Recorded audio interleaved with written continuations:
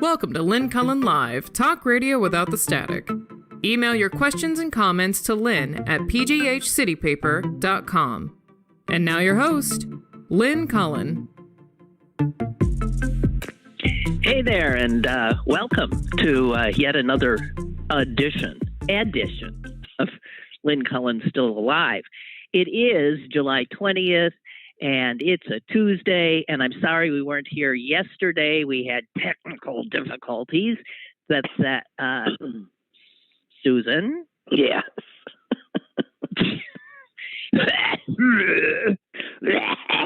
was just my editorial comment. Okay.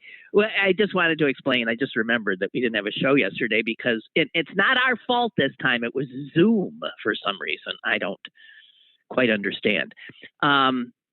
So I guess Susan's here. Susan? Yes.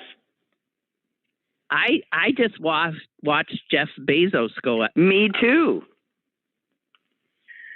Yeah. Well, I mean, that was pretty neat, actually. It's very neat. I'm not saying it's not neat. I'm glad the 86-year-old woman got to go up. But I was just 82. listening. 82. But I was just, I'm with the person that was, discussing this on television afterwards that said, I still think there's a lot more important things than two gazillionaires racing each other up into,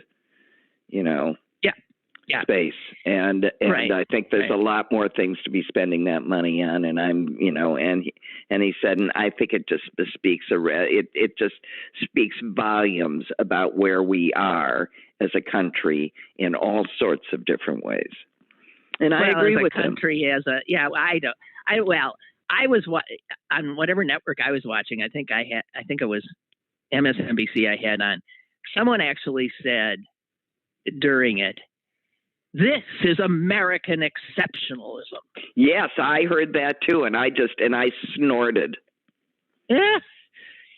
I don't know. I have many mixed feelings about it. I was just reading about her, now the oldest woman ever to have gone into space. Pretty remarkable human being.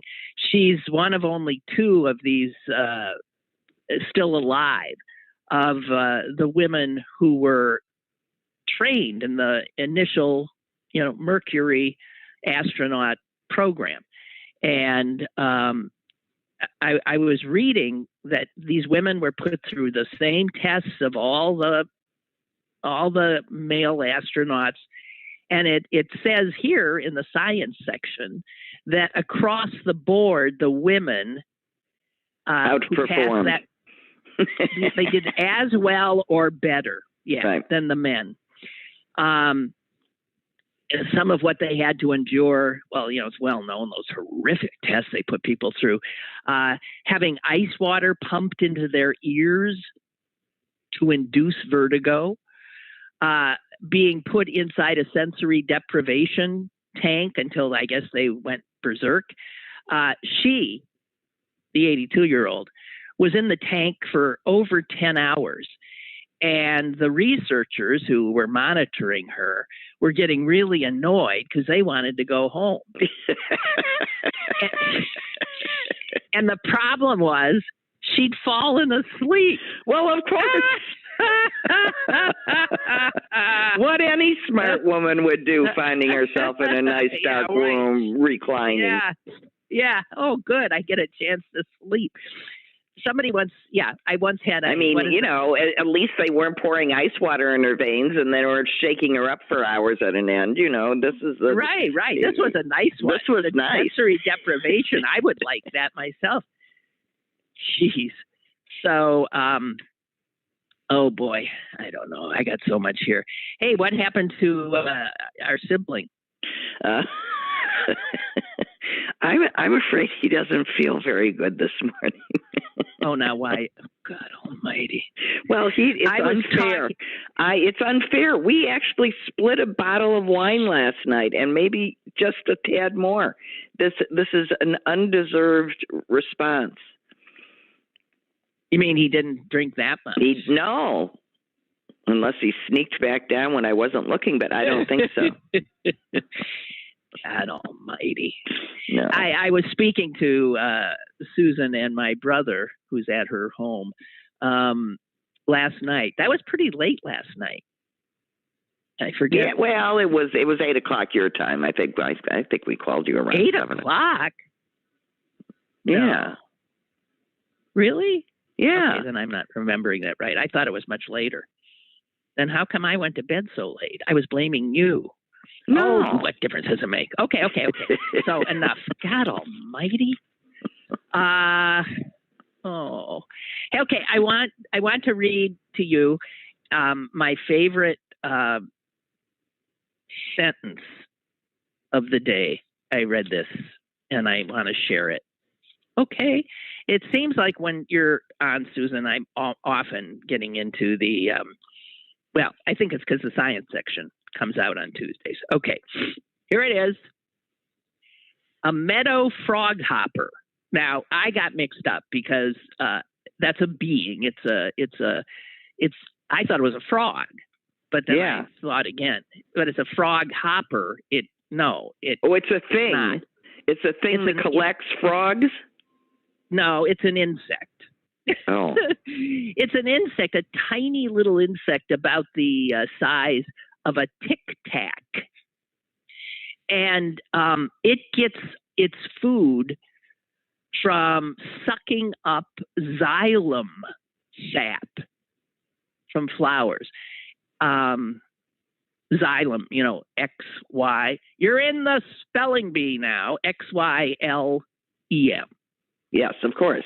Anyway, so its sucking powers are so amazing since xylem sap is like extraordinary hard, excruciatingly difficult, says the article, to suck.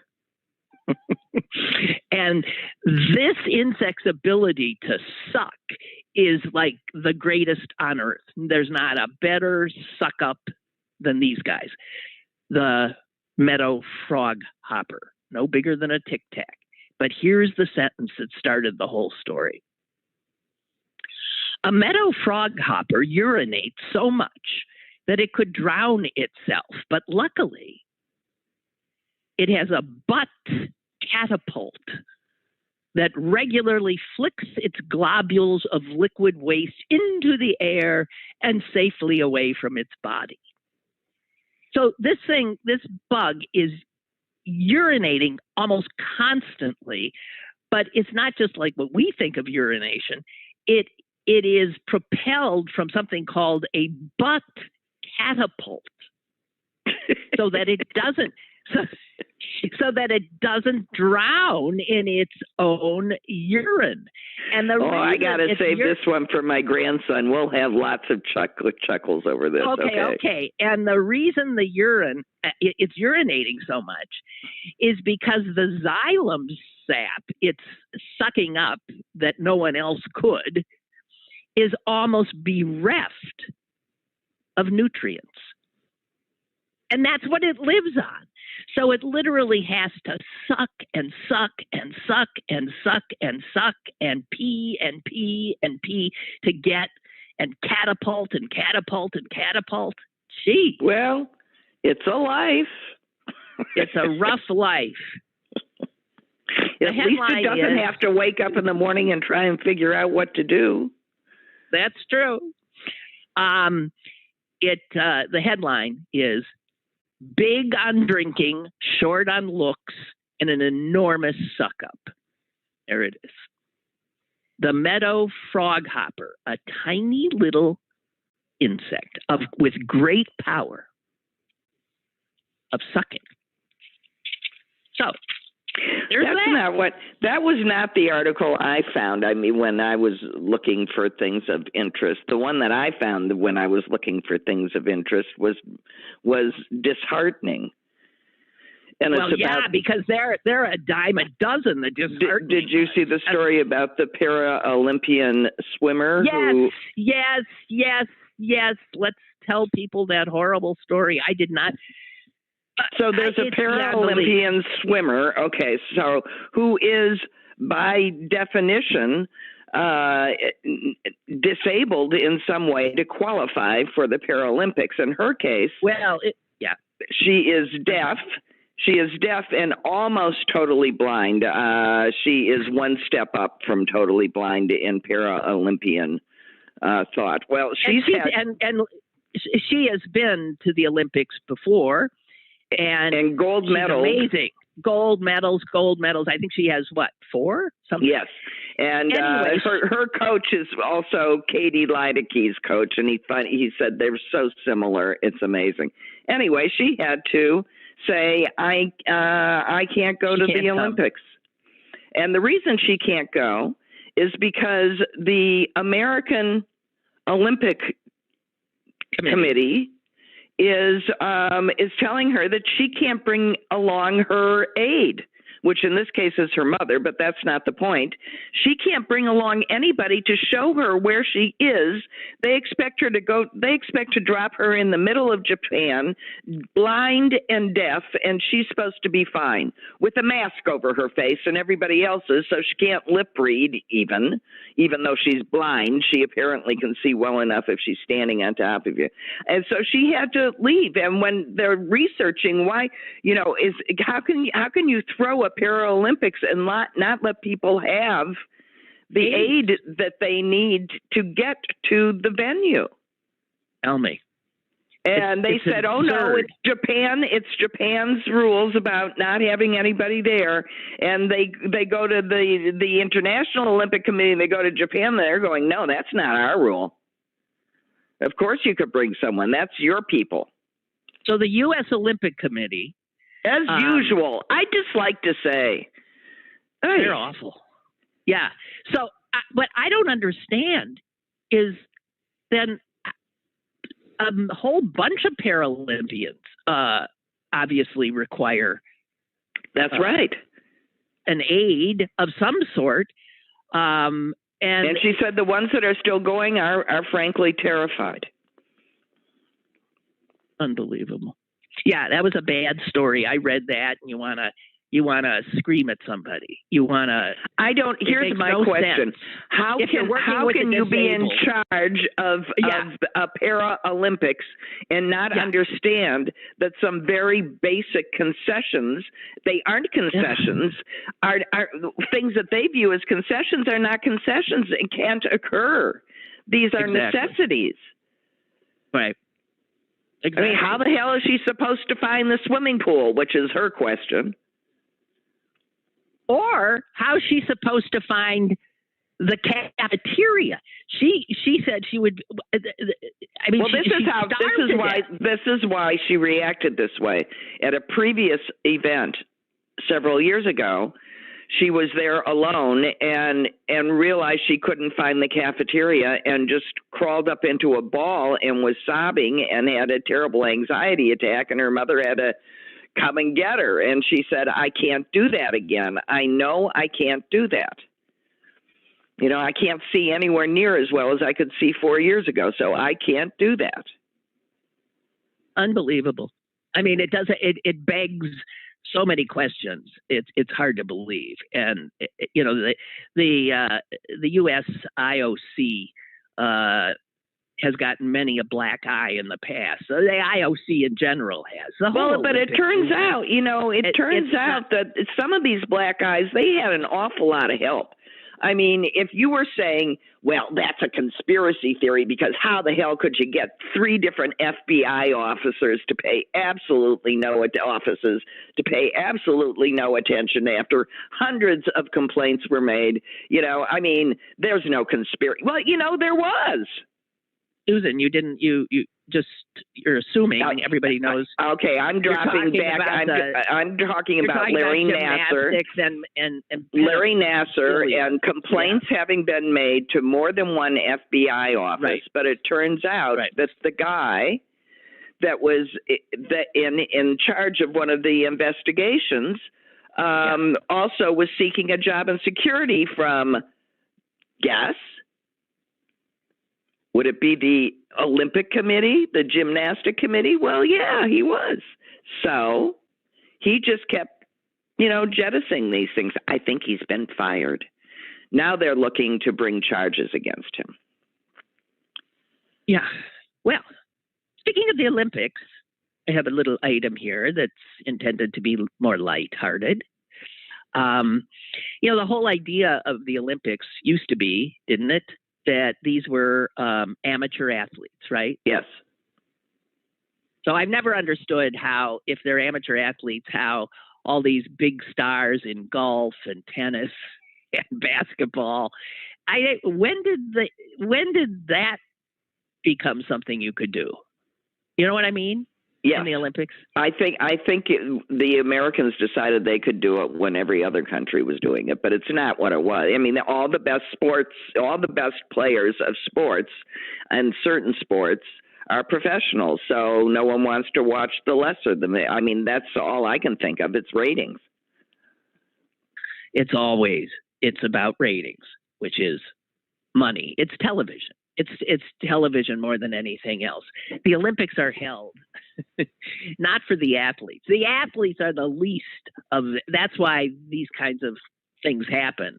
The athletes are just the lure that gets people in. And they're like tree trunks to paper mills and not much more. Okay. I want to talk about the baseball team. Now, I'm a little... Which one? The gunshot? This is what you were doing. Great. Which baseball team? The gunshot one or the one where they threw a ball at the outfielder? I'm talking about Olympic baseball. Oh, okay. Okay. I'm sorry. The news is so horrifying. It just, I know. So is there any, I don't even. Like theoretically, they should be made up of really high quality, say college baseball players. Yeah. But I think that's not the case. And I'm not sure who's playing for the American team.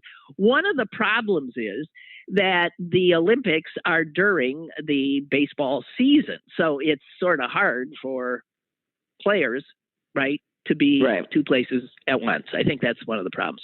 So there aren't a lot of countries that field a baseball team. And then there's competitions to whether or not they make it to the Olympic level. My understanding is there are only 6 countries that will be competing in baseball. Yeah, you can figure some.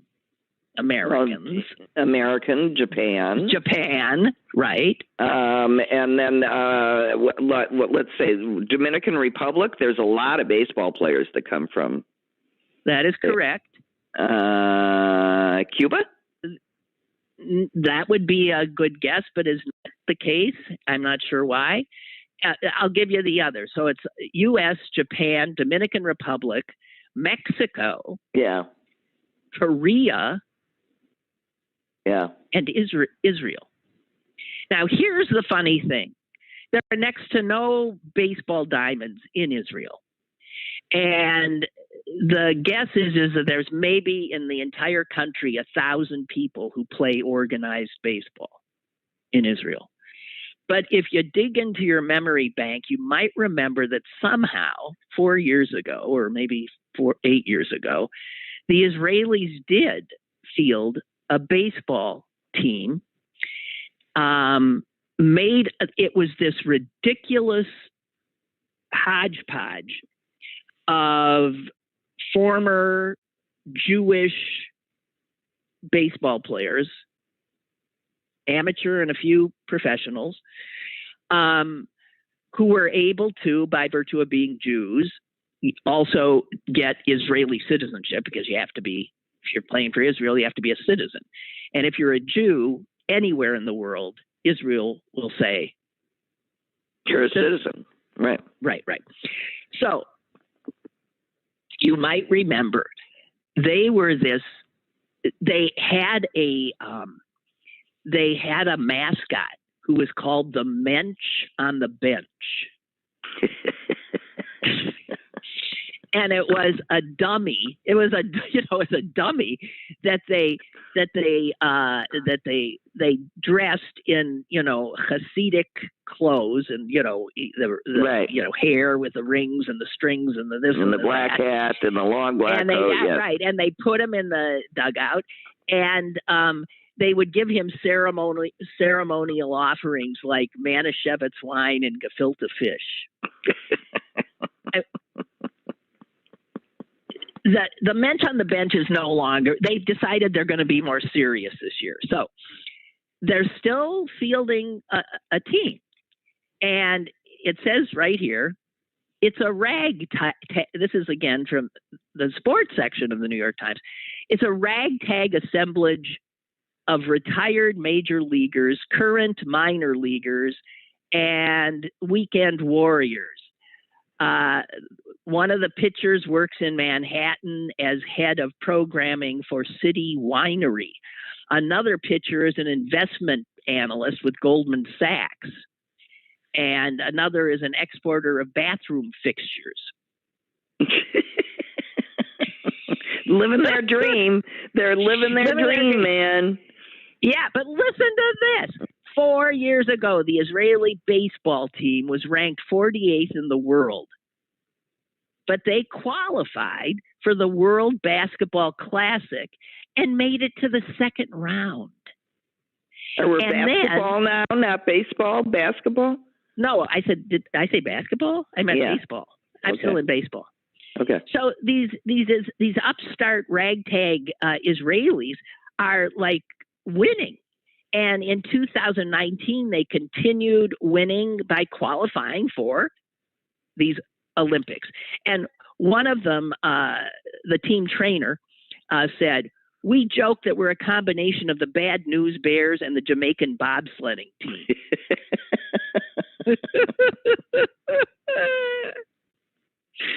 Well, they are. They're living their dream. They're having a good time, and they're doing well at it. Right. So they were trying mightily. There were people really working to find guys who could play baseball who were Jewish. And they combed every roster of every, looking for Goldbergs and Cohens and, that kind, looking for any Jewish name. And those they got all that. So then they had to dig deeper and find people who don't have Jewish names, who in fact are Jewish. Right. Right. And so they found, like me, my name, I have an Irish name. You've got a German name, right? Yeah. So you don't necessarily know. And our maiden name was Miller, so that doesn't tell you anything either. Doesn't tell you. That's right. So they came up and they really worked it.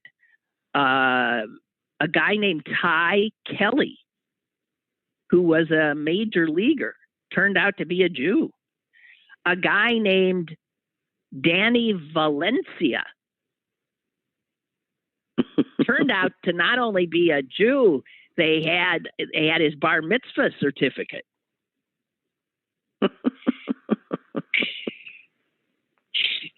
They had proof.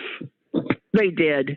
And so, a lot of these, the mother, in Valencia's case, the mother was Jewish, and then the father wasn't. And she married Valencia, but it turns out Valencia converted to Judaism. Mm-hmm. The father. So this guy, Valencia, I don't know what team he played the major leagues for, but so he's one of the real bona fide players on the Israeli team. Their star is a guy named Ian Kinsler, and he's 39 years old, and he was a second baseman for somebody. I don't know.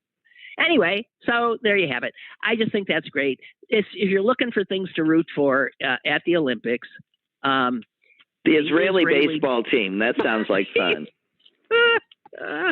Well, that's a good story. How come good for you, Lynn? Good for you. Here I am, the usual cockeyed optimist, and there you are, the usual total depressive, and we've switched. I know. Well, I'm trying because it's so brutal, the news. It's so brutal. I'm surrounded here by stories that, the end of the world is, I mean, if you're not a Chicken Little, and Chicken Little's not the right one because Chicken Little was incorrect. Right. But no, but we're totally correct when we go, the sky is falling. No. We're correct now, and very few people with any knowledge would deny well, that. Just ask the people in Germany. They've noticed that something's awry. How could 3 days of rain fall? I mean, 3 months of rain fall in 24 hours. Well, you know where some of the biggest wildfires are right now? In Portland. No, I'm global. Oh no, where? The rainforest. Siberia. Oh, Siberia. Oh, right, Siberia. It's right. Well, so Siberia has seen triple-digit temperatures, and that heat, which is unknown in Siberia, has parched everything there, and now the wildfires come. And the wildfires are burning down the Siberian forests, which, I hate to tell you this, by that alone, that will accelerate the warming of the planet, because those forests in Siberia absorb tons of carbon out of the atmosphere. They're like, again, you had mentioned the Amazon. Yeah. So here are these forests that are going down. And the coldest winters outside of Antarctica, and now 100-degree temperatures and wildfires. One has already burnt 60,000 square miles of forest. And that is, what is that? As large as the size of Florida. Just letting you know, because that's a good. Yeah, well, now I'm so miserable I can't stand. Okay, hang on. I'm just. Somebody sent me something that was great. We like to brag about Mom, who's going to be 99 in a few weeks. Someone sent me a story about this woman who's 101 years old. And guess what? She works as a lobster fisherman. Well, sure. That's probably, What do you mean, well, sure? First of all, it's unusual to get to be 101. And to be 101 and working in a physical way. Anyway, I saw a TV story about her. Yeah, well, it's just sort of use it or lose it, if she's capable of doing it, you know. Right. Well, she does it with her son, who is, as our father would have said, an altacocker himself. Right. He's got to be in his 80s. No, he's 78. He's 78. And they go out on they take the boat out, and he does the heavy stuff, pulling in the lobster traps and this and that. But she's driving the boat. She also, by the way, drives her SUV. Don't tell Mom.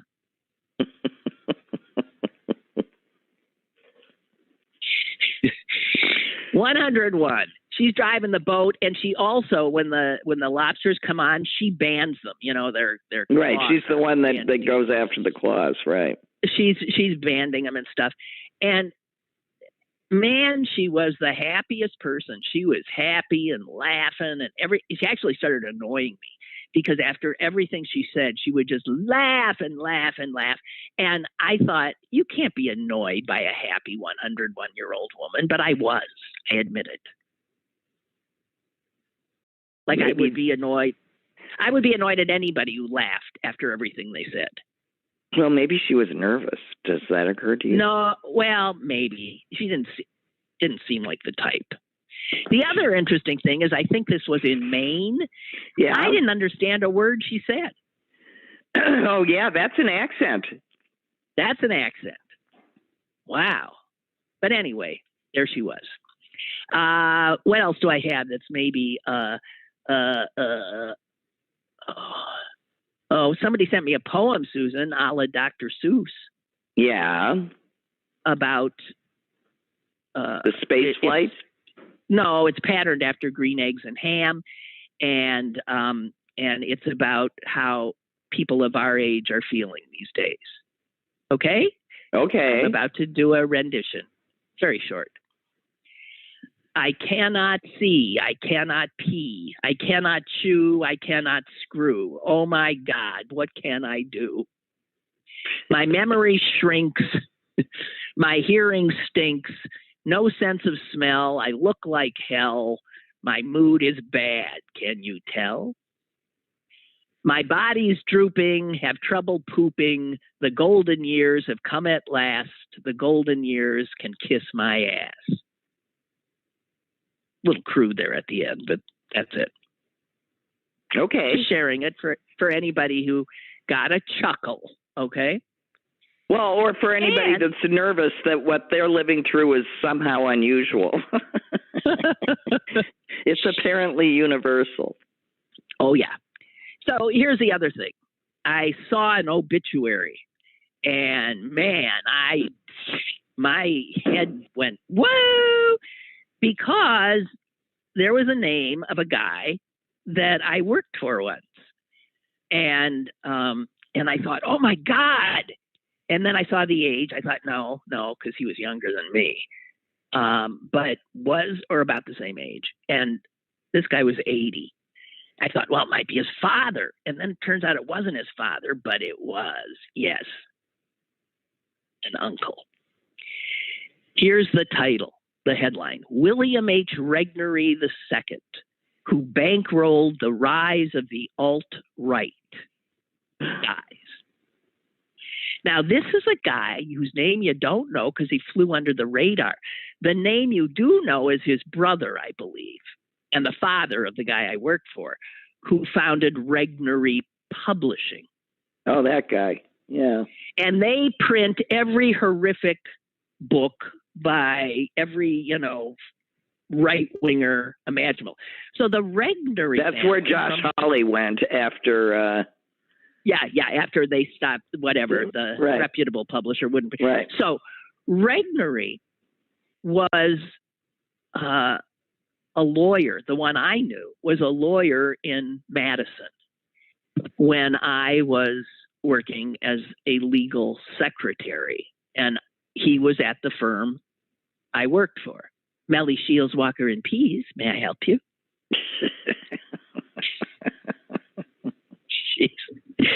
And Regnery was the youngest one that had been hired. And what a jerk he was. I mean, I could not stand this creep. And at the time, I didn't know, this was like 1970-ish, 71-ish. And he was horrible. And then I later realized, oh my God, because I know he left there to take over Regnery Publishing. Al Regnery. And he's quoted in the obit, the SOB. But listen to what his family has done.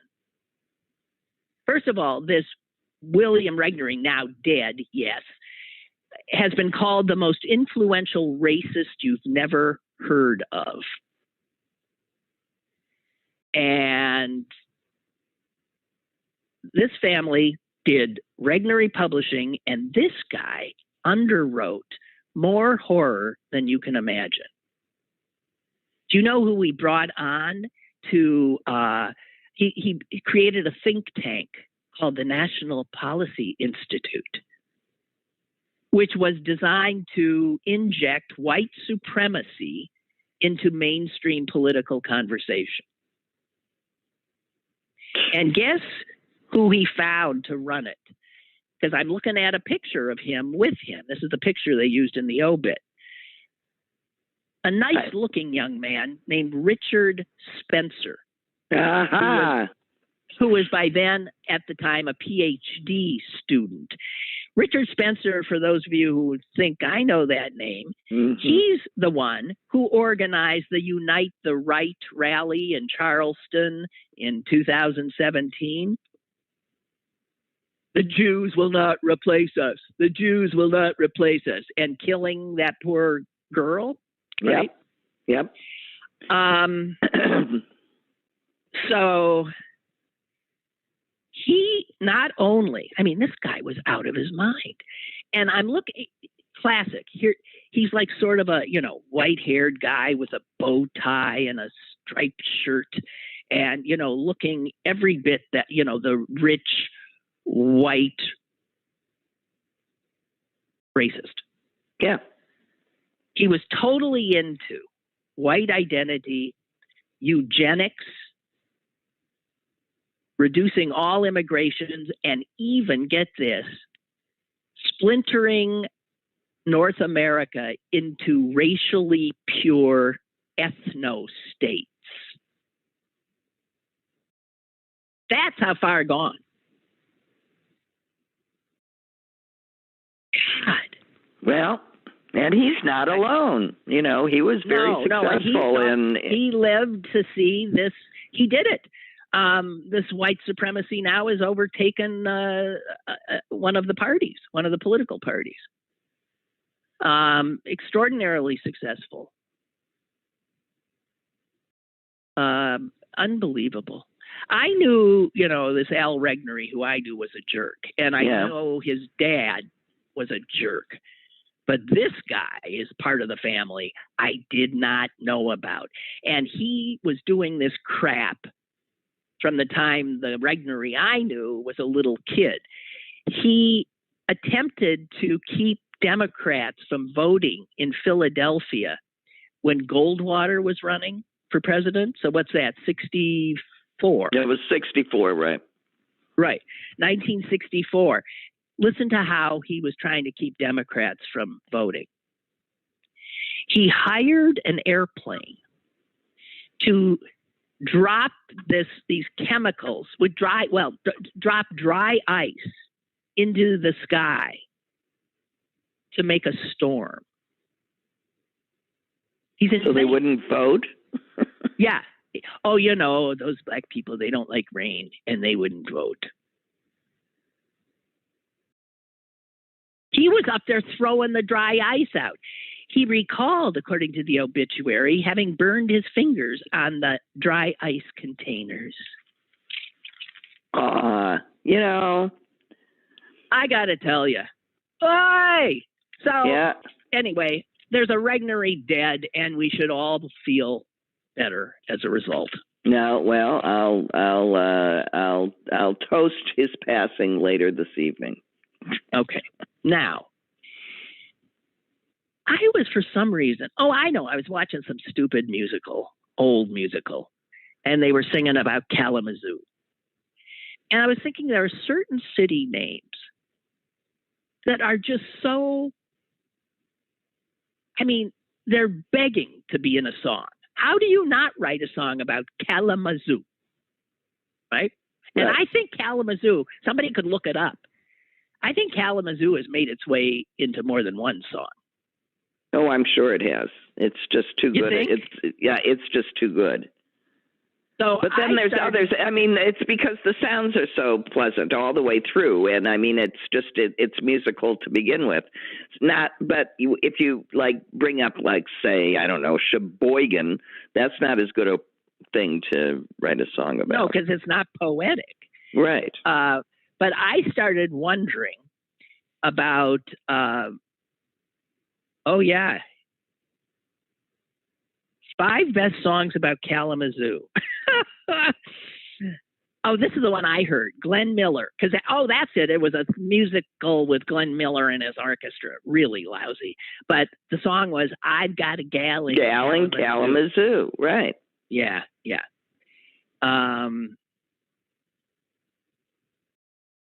And Frank Zappa has a song about California. Whatever. Anyway, so I was thinking of other sort of song. How about Wauwatosa? No. How about Poughkeepsie? Poughkeepsie wouldn't be bad. That reminds me of the Music Man song. There's a song in that called Shaboopy or something. Poughkeepsie, Poughkeepsie, Poughkeepsie, da da da da da da. Poughkeepsie, right? Yeah, well, it's Shapoopy. It's Shapoopy. Oh yeah, Shapoopy. Well, it could be. I'm just Poughkeepsie's better. Come to think of it, Shapoopy. How were we singing Shapoopy? I know. I don't know. Not good. All right. Let's see what else I got. I'm trying so hard. So Bill's resurfaced. He just wandered in through and said, "That's from Music Man, right?" Yeah. Ask Bill Good work. Good work, William. Ask Bill if he knows any songs with Kalamazoo in them, because his son went to college in Kalamazoo. Ah. No, you're not going to. Okay. No, he's not going to. He's not going to what? Get on? Pick up the phone. Yeah, tell him to pick up the phone. I have one thing I want to tell him. She just has one thing she wants to tell you. Here. I will. Here, hold on. Hello. Hello. Hello. Bill. Yeah. Hello, Bill. You missed. You see, if you'd been on the show, I would have told you about the Israeli Olympic baseball team, which you would have loved. Oh, Israel has an Olympic baseball team? We've had this conversation. Now, are you really putting him on to talk about this? No, but Bill. Do you dig up Sandy Koufax from the grave? Yeah. No. That's who I was thinking They got an investment analyst from Goldman Sachs. You can't make this up. No, you can't. You can't make it up. I'm just saying. There's a guy named Valencia. Is there so they got those Colombian Jews who didn't know they were Jews? No. He actually was bar mitzvah, Valencia. But yeah, he's got his Jewish mom married a converted Italian guy. Yeah. Oh, okay. Got to get the athletic. Got to get the athletic blood in there somehow. Okay, but so this is more Jew news. Okay, Bill. Yeah. Because I don't know if you. Did you hear that the Church of England is planning a formal act of repentance? And this will happen next year. For how they treated Jews? Yeah. Listen, next year will be the 800th anniversary of the butchery at York. No, that's Synod of Oxford. You ever heard of it? Oh, yes. Yeah, sure. Okay, the 800th anniversary. Now, here, this begs the question. The Church of England wasn't around 800 years ago. No. But they consider themselves the apostolic successors of the Roman Catholic Church that was in England. Okay, so they're taking it on themselves.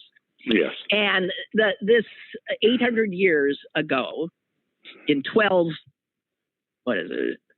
whatever that would be. 1222. It'd be 1222. They passed a series of laws that made it almost impossible for a Jew to earn a living, or anything. And in fact, in case the Jews hadn't gotten the message, about 50 years later, in 1290, they were just kicked out. Yeah. Right, they were kicked out. And in fact, Jews were not officially readmitted into England until 1656. Yep, I know. Would that be Cromwell. Elizabeth? Cromwell. Oh, that's Cromwell. Mm. So anyway, the church is taking responsibility for all of this, even though you've explained it, Bill. I thought you'd be able to. Even though the Church of England was founded in 1534, because because Henry VIII had a hard-on for Anne Boleyn, right? Yeah, well, it would have been fine if Catherine Aragon had produced some males, I guess, but I'm not sure that would. But anyway, maybe the Labor Party should undertake an apology. Right. Maybe the Labor I was Party waiting for that kind of reaction. Let's all talk, no action was my response. Yeah. They got some pretty vocal. Well, this is a church. I mean, the church is doing but 800 years to get an apology. I'm thinking we took a long time to apologize to Japanese Americans, but geez, it wasn't 800 years. Well, I'm not even sure, part of me wants the people who are tortured and persecuted and stuff like that. What does the apology do for them? I'm almost wanting to say we don't accept it. There's nobody here who is authorized to accept your apology. I mean, if you want to apologize to yourself, that's fine. Well, but it's for the victims. They're not here to accept it or reject it. Well, there is that theory that apologies do absolutely nothing ever for the afflicted and are designed solely to make the person who did the afflicting feel better about what they did. Right. What is does saying I'm sorry do? Nothing. It's I've never gotten an apology that made me feel too much better.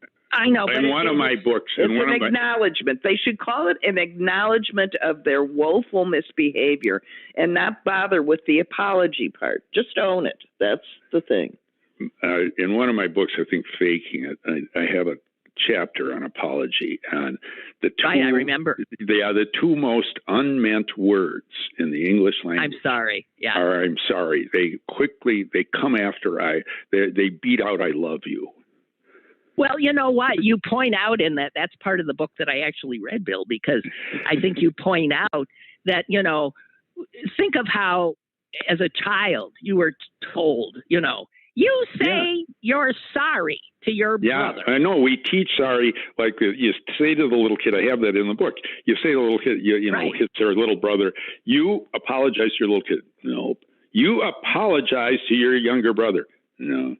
You say, I'm sorry. I'm sorry. And then what does the parent say? Say it like you mean it. You mean it. So the whole thing is a ritual of faking an apology. Yeah, sure.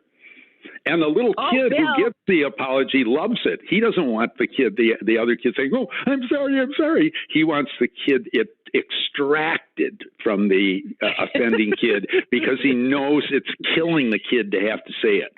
And he knows it's totally insincere. Right? Of course he knows it's totally insincere, but he's being compelled to say it, and that's the punishment. Right. Forcing the other little kid to say something he doesn't want to. Hey, Bill, you've got an email here from Ben. He said, Lynn, please remind Bill that Sandy Koufax is alive and well. He is? He's still going? Well, put him on the team. And he's living part of the time in eastern Pennsylvania, and Ben knows this because he's friends with Ben's parents. Wow. I know. The greatest pitcher ever. Yeah. I know. Please say hi to him and tell him how much we just think he's the right. We just grew up. When my grandmother used to buy me the book of Jewish athletes. This is like back in 1952, and how big a book was that? Yeah, it was the thinnest book ever. There was a couple of boxers, quite a few football players at the time. Even the starting line of the Green Bay Packers in 1922 was 3 kids. Right. But it was a thin book. You know what? I have a friend here in Pittsburgh who's Jewish, and her grandfather, and I'm a blank on his name. I want to say it was like something like Happy Goldstein or something. He was a boxer. And there's so many great stories about him. Great, colorful character.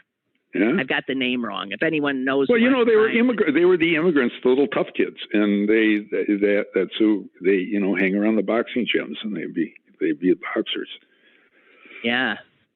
Wow. So, okay. So wait a minute. What? I have a few other things that I want to share as long as you're here. Do you know I'm being told that it's a beautiful day here. I don't know what it's doing. It's beautiful. The sun is out. The sky is blue. And it's not too hot. And I thought, oh, wonderful. I can take a long walk. And then I looked at an app I have, and it said, do not go outside. Well, because of smoke. Yeah, because of the smoke. No, the air quality. It's not smoke. It's small particulate matter is off the charts right now. From the fires out west? No. No. This is the fire pollution. The smoke hasn't gotten to them yet. This is capitalistic pollution. This is U.S. Steel. This is and they still are spewing shit into our air. Well, it says even for the next 2 hours, do not go out. It says worse than usual for somebody like me who's got asthma issues. Yeah. So I just want to say, isn't that wonderful? Well. Yeah. So. Okay. Here's what I want to know. Back to the Olympics. Why do the women, especially like the sprinters and stuff, why do they wear practically no clothes? They are mandated. Did you see that a team got? No, I did, but that's not the Olympics doesn't mandate. No, that doesn't. I know what you're talking about, and I want to get to that. You're talking about not beach volleyball, which is a whole other thing, but beach handball. Beach handball. Yeah, but there's male teams and women teams, and the women are forced. Yeah, it's like to wear bikini bottoms instead of shorts. Yeah, it's ridiculous. Yeah. Okay, but the sprinters, I assume, they got beautiful bodies, and what's wrong with showing them? But I assume that they've got it down to what is the least inhibitory kind of mode of so your legs move easily. I don't know. I don't want to. Well, but I'm looking at a picture. I'm looking at a picture of Usain Bolt, however it's pronounced. Yeah. Well, with a name like that, were you born? He was born to be the fastest human being on Earth. Forever. I mean, but anyway, he wears. You can't see his midriff, and he wears pants.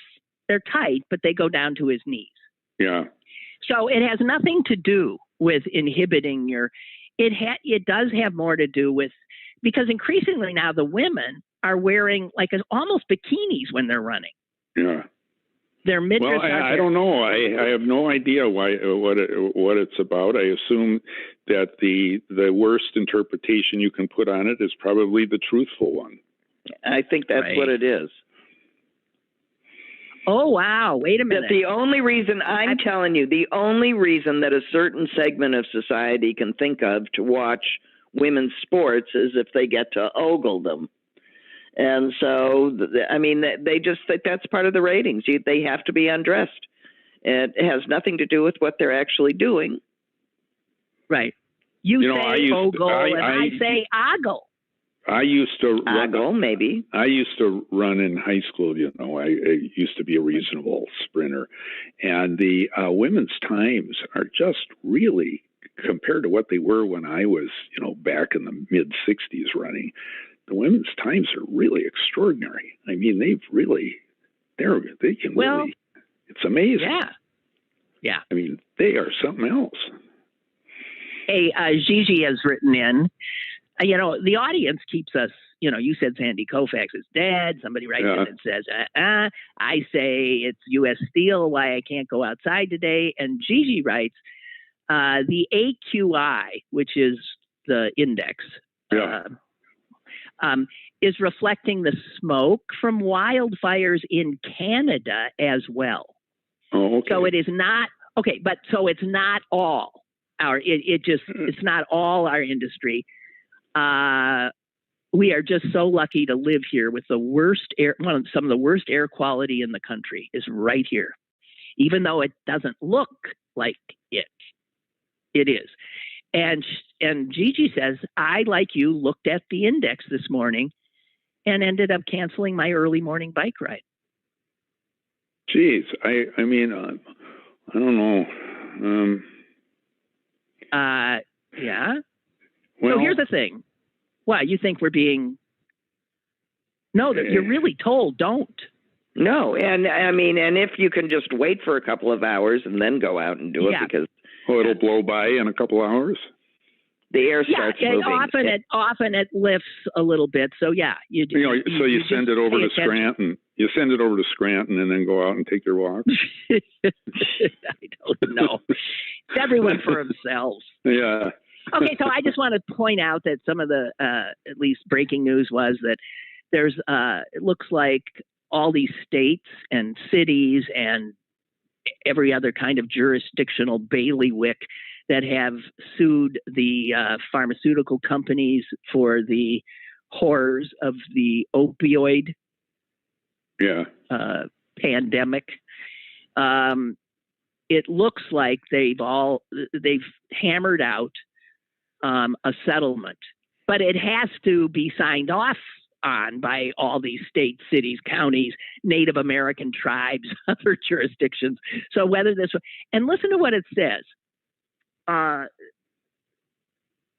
The opioid distributors and are agreeing that they will pay out $21 billion. Now, I have to tell you something. I have a million reactions. I'm sure that ain't enough. Do you know? I keep going. Who's getting this money? Wait. The cities and the states. What about the survivors of all the dead people? Right. Exactly. So the people. First of all, that epidemic killed, and is still killing, tens of thousands. Well, just last year, killed 70,000 Americans died of opioid overdoses. If you add up all the numbers, it's well over 500,000 people dead. Stop and think about what some guy, let's make him black, who unwittingly maybe ends up killing somebody, or let's say even wittingly ends up killing somebody. He's in jail for the rest of his life, or in some places he's executed.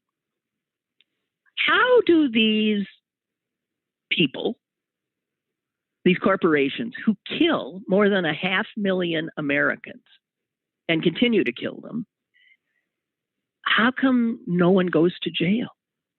Well, I'd like to know that, because I think you're undercounting the numbers. If you're only counting the people that died from opioids and not counting all the people that died from heroin because it's the cheaper form. Well, no, I think I am for fentanyl and heroin, and I think it's all of a piece. But if I look at the obits all the time, and man, there are people in their 20s and 30s dropping constantly here. That's what yes, but it's not even new, and it's been killing a lot of our kids. I saw them start 2 decades ago, and I thought at the time, well, these are wealthy white kids that are now getting addicted and dying from these things that we previously thought afflicted only the poor and people of color, and now they're killing our children. Certainly they'll do something, and they didn't. They still haven't. I know. There was I was downtown in Pittsburgh a year or so ago, and someone had put up in front of a church down there pictures, photographs of people who had died from this. And it was 98% white. Mm-hmm. Men. It's not good for the Republican Party. Good. And from 2006 to 2014, there were more than 100 billion prescriptions for oxycodone written in this country.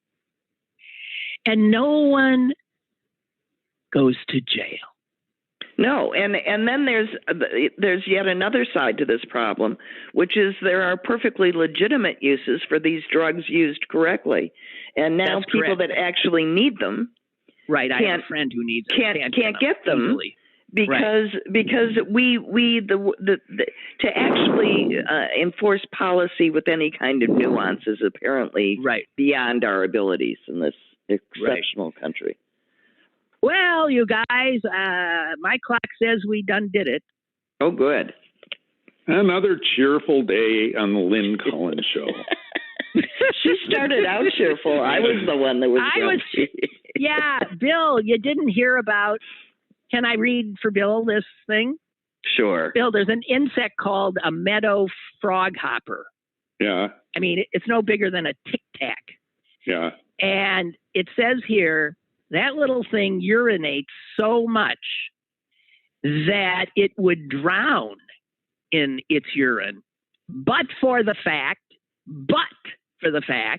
that it has something called a butt catapult. That catapult out of its piss? Yeah, a catapult the piss. The globules of pee into the air and safely away. So, in other words, part of the particulate pollution is breathing in pee. Yeah. Well. Okay.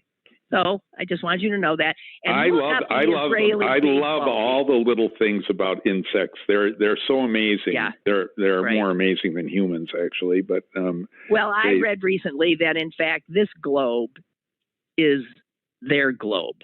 We are so outnumbered. You know, Hitchcock did the birds. If you were really going to do what could happen, the insects could take us in a minute.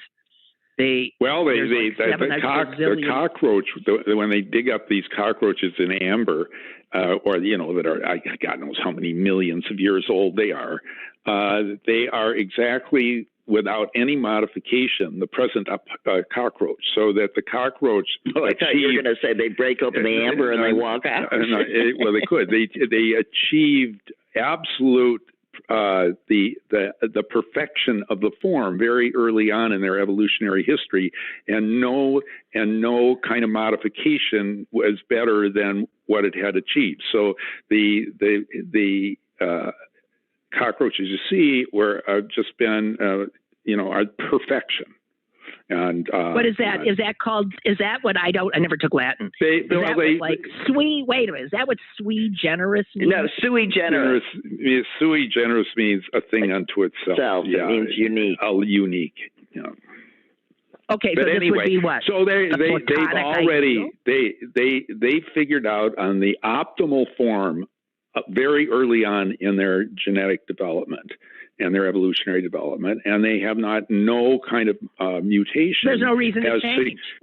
Well, no mutation can succeed against the dominant form, which is just simply the optimal form. Have you tried to kill a cockroach? Yeah, what? Cockroaches are so much smarter than humans. You know how they'll just loll around, and they can know the instant you formed an actable intention to kill them. Oh, come on! I mean, why do they seem to take off the minute you decide turned on the to kill them? All right, I gotta go.